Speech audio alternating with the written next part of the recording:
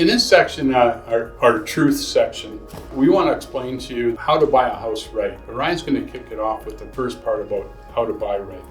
Yeah, so when we're talking about how to buy right, some people are like, what's this all about? So back 1976, they used to be able to go sit directly in front of the seller and actually present your offer to purchase right to the seller. So then we had the ability to not only convey your emotions, our emotions, but now in today's day and age, we don't get that opportunity. So what we put on paper needs to speak in volumes.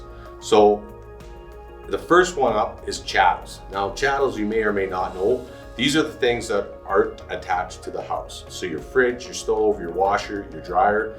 And we always say that if the seller's not willing to give you something right off the bat, let's not ask for it, because we're here to get you the home, not the appliances. The second one is possession date. Now this one is a huge one, and it's very, very important, and it's more or less a kind of a secret between Miles and I, because we're one of the only few that actually use it in the industry. So this one we want to explain to you in person, because there's a lot of in-depth detail about it. So we're going to skip over that one for right now. It's a real potential game changer in our negotiation, and it's a strategy that when we explain it to you, it'll make perfect sense. So the next one we got is deposit money. We'll let Miles take this one. Deposit money is just earnest money. It's part of your down payment. So everybody going in to buy a house needs a down payment. That down payment has to be a minimum of 5%.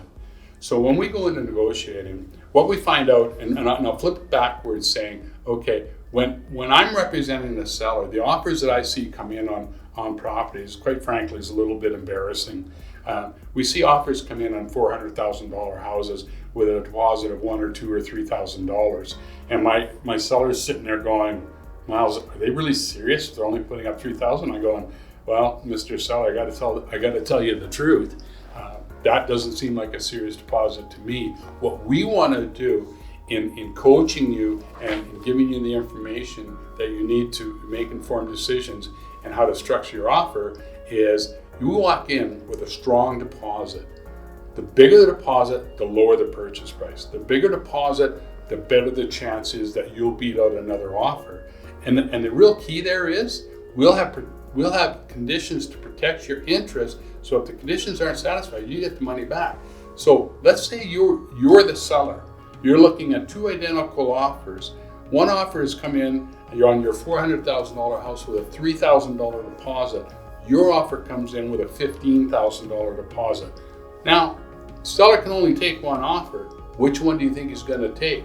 And it costs you nothing more, but we'll beat out that offer or we'll get it for a better price. So now, like Miles touched on, we're going to talk about the conditions. Now, we always want to keep it simple, but we want to make sure you're protected.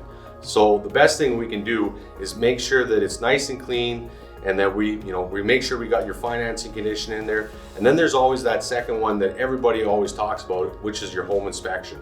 Now, the cookie cutter clause in your purchase contract says that the home inspection is satisfactory to you, the buyer.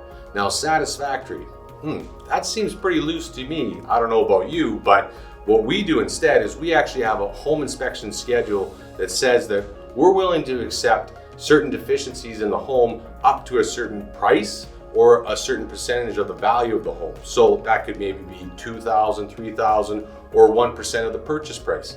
Now, what does that do? That shows that the seller that you're serious about this home and you understand that there isn't a perfect home out there.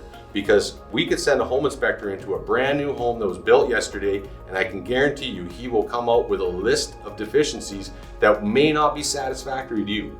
But at the end of the day, we all know there's not a perfect house out there. So having a few minor deficiencies, that's not a big deal.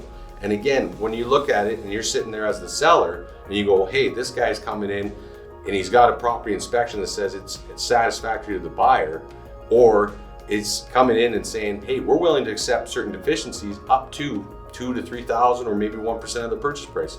It's pretty easy to see which one the seller might take and accept.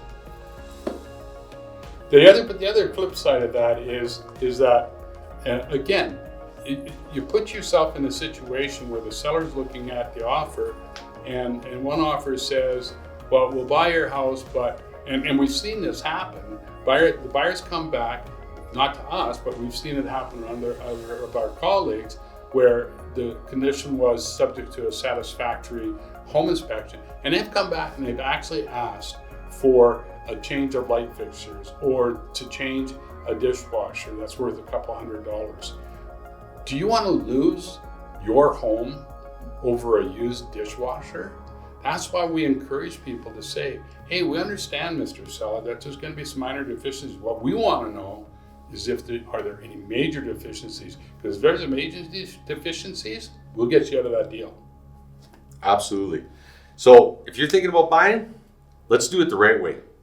We'll help you get build an offer that gets noticed.